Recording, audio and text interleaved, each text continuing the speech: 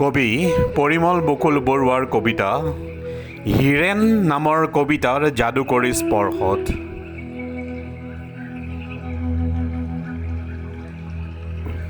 হীৰেণ ভট্টাচাৰ্য কোন? এই কথা নুসুধিবা তেওঁৰ জন্ম মৃত্যু অনাবিল জীৱনচৰ্যাৰ ইতিহাস। মই একোকে নেজানো।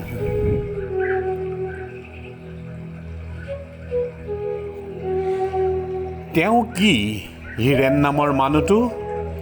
সেই অন্বেষণত অহোৰহ অৱগাহন কৰাইছোঁ তোমাক আৰু শিপা সন্ধানী সীমিত তেওঁলোকক।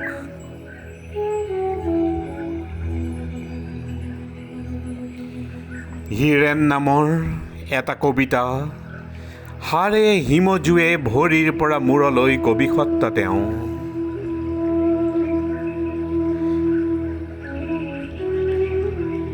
তেওঁ এটা চুটি কবিতা, ৰূপে ৰসে ভৰপূৰ, সুগন্ধিৰে আমোলমোল। হীৰেণ নামৰ এটা কবিতা, এটা যুগান্তৰৰ সপোনৰ নিৰ্যাস।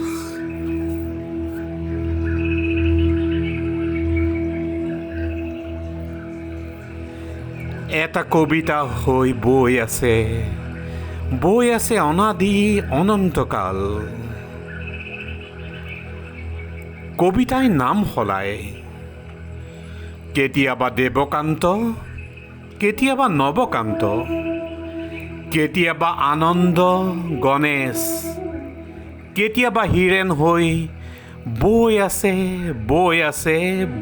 আছে।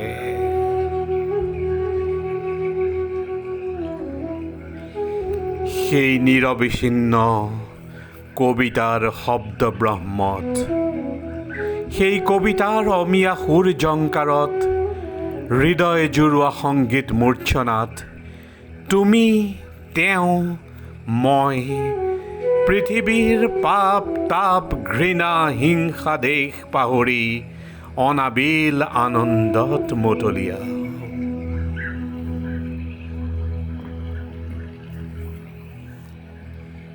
হীৰেণ নামৰ কবিতাৰ যাদুকৰী স্পৰ্শত, মাতৃগৰ্ভৰ নিৰাপদতাৰে তুমি মই পাহৰিছোঁ জীৱনৰ বিভৎস সপোন। হীৰেণ নামৰ কবিতাৰ যাদুকৰী স্পৰ্শত।